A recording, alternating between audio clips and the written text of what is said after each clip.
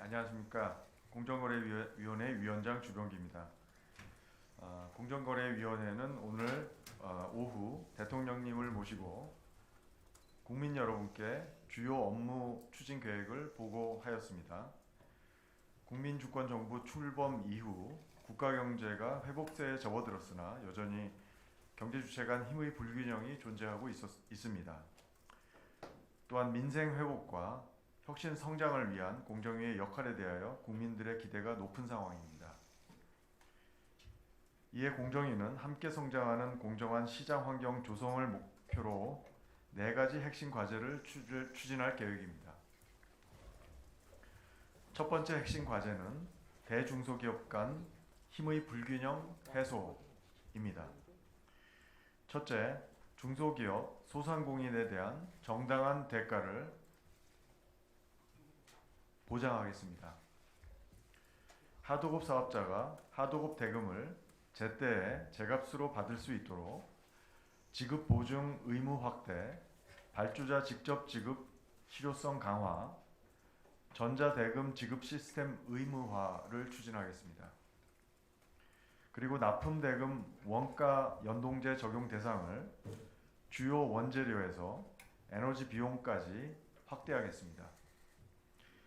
그리고 아울러 산업재해 예방을 위한 작업 중지로 추가 비용이 발생하는 경우 하도급 기업에게 대금 조정을 신청할 수 있는 권한을 부여하겠습니다. 또한 산업재해 빈발 분야에서 안전비용을 전가하는 내용의 부당특약을 설정하는 행위와 같은 불공정한 하도급 관행을 집중 점검하도록 하겠습니다. 가맹점주의 권익도 강화하겠습니다. 창업, 운영, 폐업의 단계별로 제도를 개선하고 가맹본부의 불공정 행위도 집중 조사하겠습니다. 유통 분야에서 대금 지급 기한을 단축하고 대규모 유통업체의 불공정 행위에 대한 감시도 강화하겠습니다. 둘째, 가불 분야 불공정 행위 적발 체계를 강화하겠습니다. 민간 전문가로 구성된 기술보호감시관을 통해 기술 탈취 행위에 대한 단서를 찾고 전문 조사 인력을 증원함으로써 기술 탈취 직권 조사를 대폭 확대하겠습니다. 가불 분야 익명 제보센터도 활성화하겠습니다. 제보기업이 특정되지 않도록 제보자 익명성을 보장하고 익명제보 사건 처리 전문조사팀을 운영할 계획입니다. 셋째, 가불 동반 성장을 위한 의뢰 협상력을 강화하겠습니다. 중소기업 등 소규모 사업자들의 대기업에 대한 단체 행동에 대해서는 담합 규정 적용을 제외하는 방안을 검토하고 있습니다. 공정거래법 적용 대상에서 노동자, 노동조합, 노무 제공자의 단체 행동을 제외하는 방안도 추진하겠습니다. 아울러 가맹점주 협상권 보장 및 대리점주와 하도급 기업 단체 구성권 부여를 통해 의뢰 결의 조건 협상력도 강화하겠습니다. 다음으로 민생 밀접 분야 공정경쟁 확산입니다. 첫째, 국민 부담을 가중시키는 불공정 관행을 시정하겠습니다. 식품 등 민생 밀접 4대 분야에서의 담합을 집중 점검하겠습니다. 불공정 거래를 실효성 있게 억제할 수 있도록 과징금, 과태료 등 경제적 제재를 강화하겠습니다. 아울러 조사 실효성 제고를 위해 강제조사권 도입과 같은 방안도 검토하겠습니다. 가격 경쟁이 제한되어 있는 독과점 시장 구조를 분석하고 관계부처 협의를 통해 농산물, 주류 시장의 유통 구조 개선을 추진하겠습니다. 둘째, 불공정 피해 구제 시스템의 외연을 확장하겠습니다. 피해 구제의 실효성을 제고하기 위해 소비자 단체 소송을 활성화하고 자료 제출 명령제 및 사인의 금지 청구제를 확대하겠습니다. 아울러 소비자 및 중소기업이 신속하고 효과적으로 피해를 회복할 수 있도록 과징금을 재원으로 하는 피해구제기금도 조성하겠습니다. 셋째, 민생 밀접 분야에서 소비자 권익을 증진하겠습니다. 청장년층에게 관심이 높은 문화, 예식, 식당 테크 등에서의 불공정 약관을 집중 점검하고 표준 약관 재개정도 추진하겠습니다. 상조업체의 선수금 사금고화를 방지하기 위한 할부거래법 전면 개편을 추진하고 장례식장 관련 표준 약관도 개정하여 노년층의 소비생활도 개선하겠습니다. 다음으로 디지털 시장, 기간산업 혁신생태계 조성입니다. 첫째, 디지털 분야 등에서 시장 환경을 개선하겠습니다. 디지털 플랫폼 시장에서의 독점적 남용 행위 및 불공정 행위를 적극 감시하겠습니다. 방위산업, AI 활용 산업과 같은 신성장 산업에서 경쟁을 제한하는 규제를 발굴하여 개선하겠습니다. 플랫폼과 입점업체 간 거래 안정성 및 투명성 강화를 위한 디지털 시장 관련 국회에서의 입법 논의를 계속 지원하겠습니다. 석유화학, 철강 등 산업 구조조정과 관련되어 있는 기업 결합에 대해 신속하고 면밀하게 심사하겠습니다. 둘째, 디지털 소비 환경을 개선하겠습니다.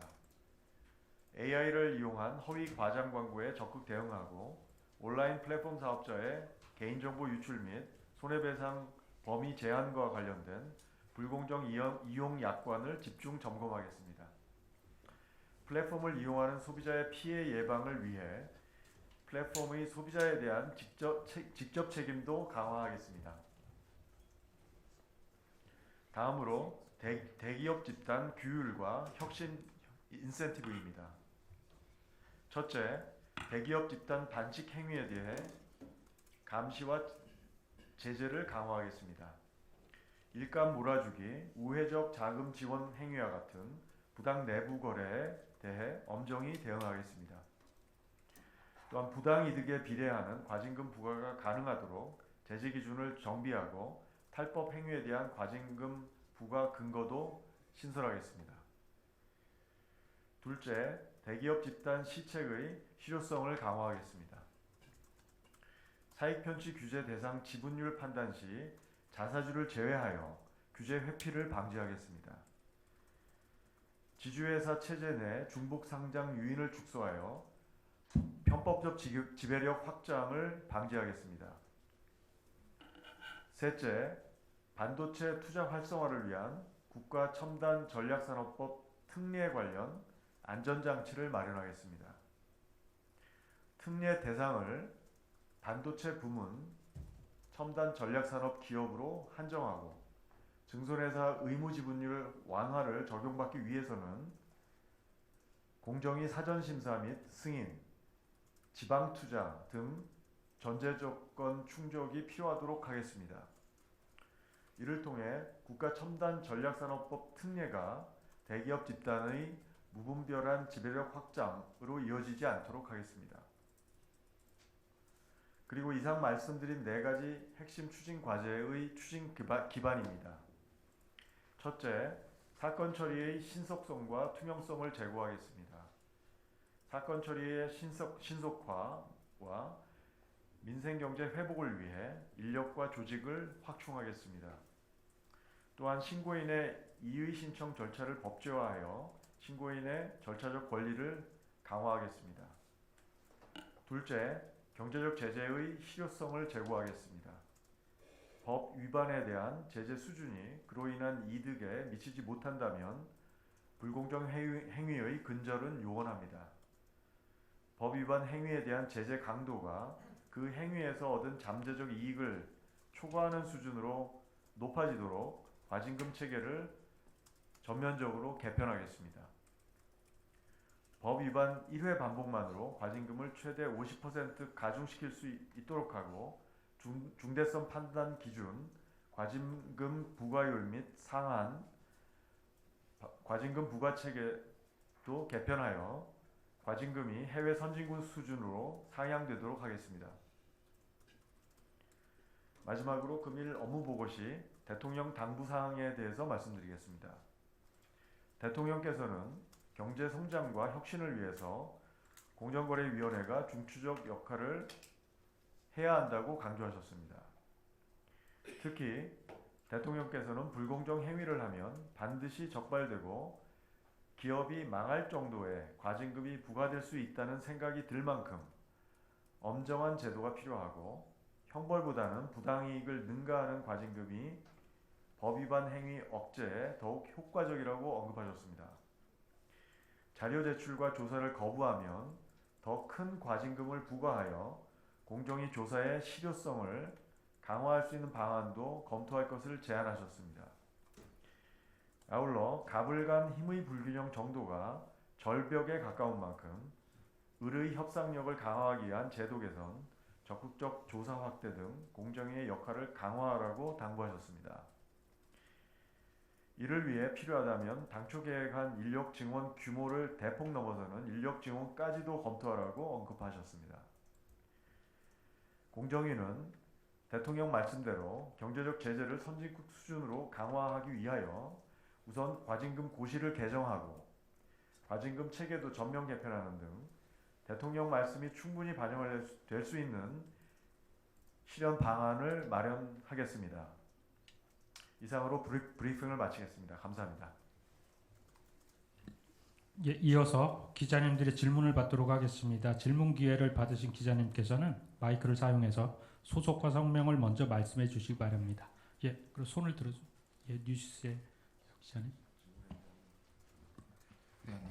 네, 안녕하세요 위원장님. 뉴치스 여동준입니다. 오늘 네. 업무 보고 하시느라 고생하셨습니다. 네. 크게 두 가지 여쭤보려고 하는데 네. 일단 강제조사 관련해서 이제 말씀하셨듯이 대통령님 질의가 나왔잖아요. 그런데 저희 어쨌든 이미 조사방해죄가 규정되어 있는 걸로 알고 있고 그걸 통해서 이제 형사처벌이나 과태료 부과를 할 수 있는 상황으로 알고 있습니다. 근데 여기서 강제소송권 도입을 검토하시겠다는 게 구체적으로 어떤 생각이신지 조금 여쭤보고 싶고 그 다음에 그 강제수사권 관련해서 대통령이 과징금까지 언급을 하셨는데 제가 이해하고 있기로는 과징금은 불법적 이익에 대한 환수 성격이 좀 있어서 그러니까 강제수사권 도입을 하더라도 과징금이 맞나 약간 이런 의문이 들었어가지고 그래서 네.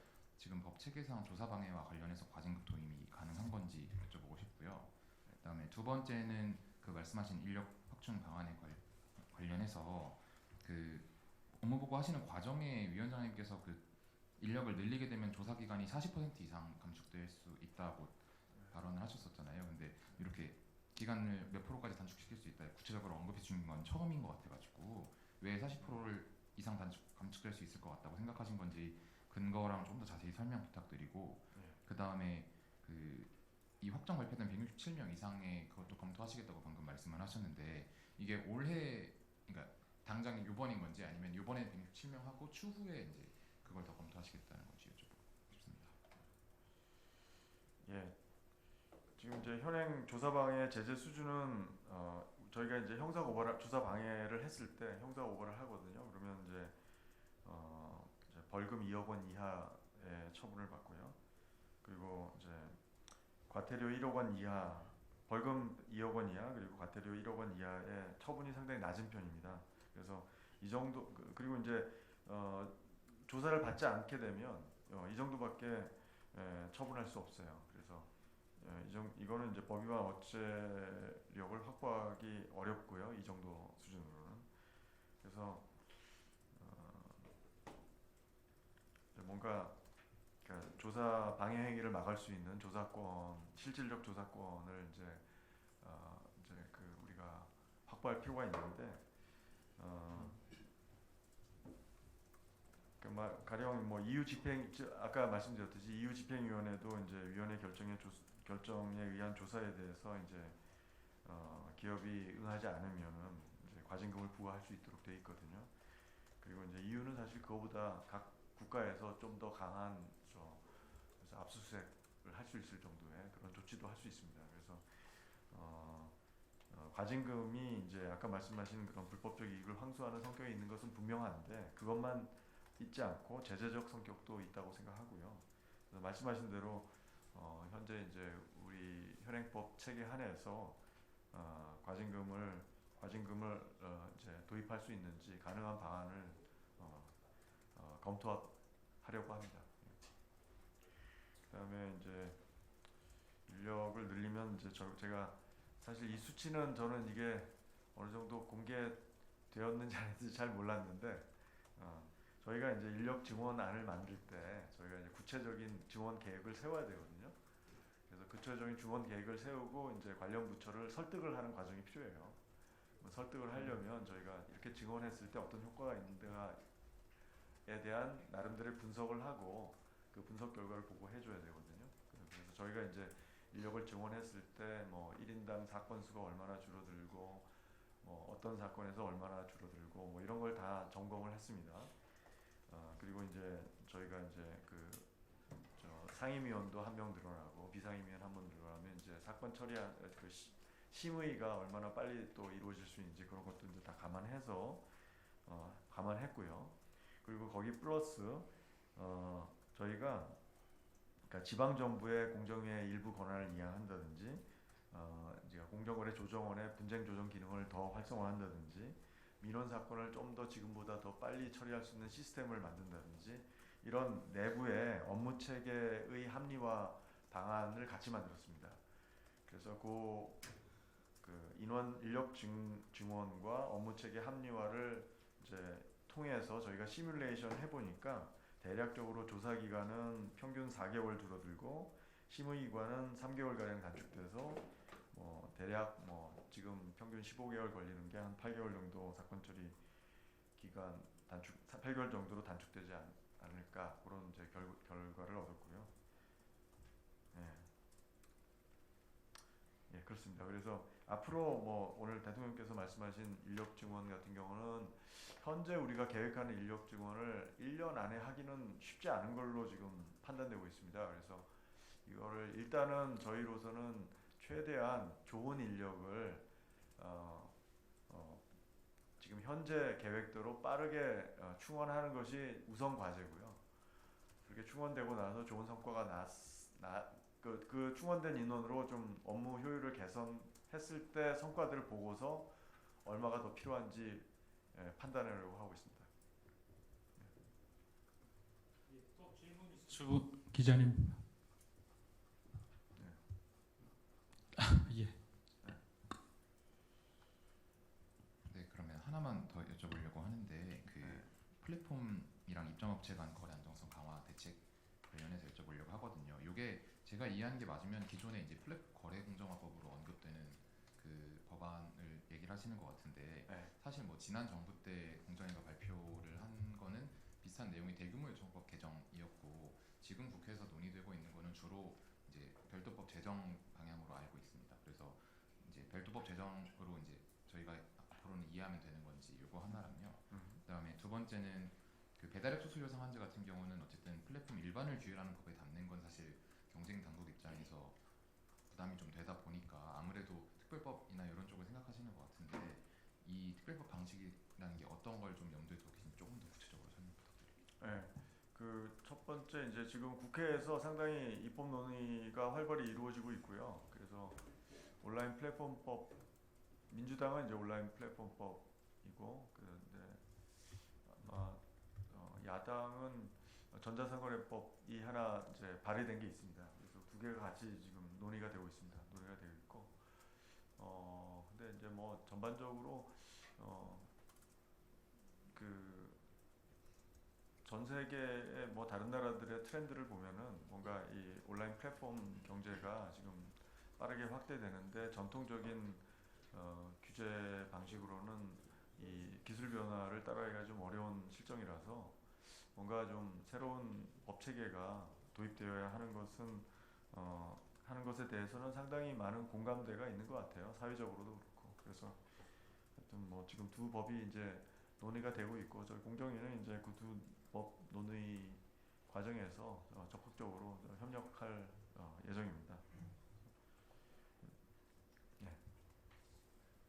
그리고 배달앱 같은 경우에는 이제 잘 아시다시피 이제 지금 고려되고 있는 가격에 대한 규제는 이제 보통 자주 사용되는 것은 아닙니다. 그래서 좀 특정 산업에 이제 국한해서 이 타겟팅하는 것이 적절할 것 같고요. 그래서 그건 온라인 플랫폼법에 넣게 되면은 이제 다양한 이제 수수료 관련된 이슈에 이게 확산될 수 있는 여지도 있고, 그래서 발생할 수 있는 여러 부작용이 존재할 수도 있거든요. 그래서 이 문제는 음식업과 관련된 온라인 배달앱에 이제 한정되는 것이 적정하다고 생각합니다.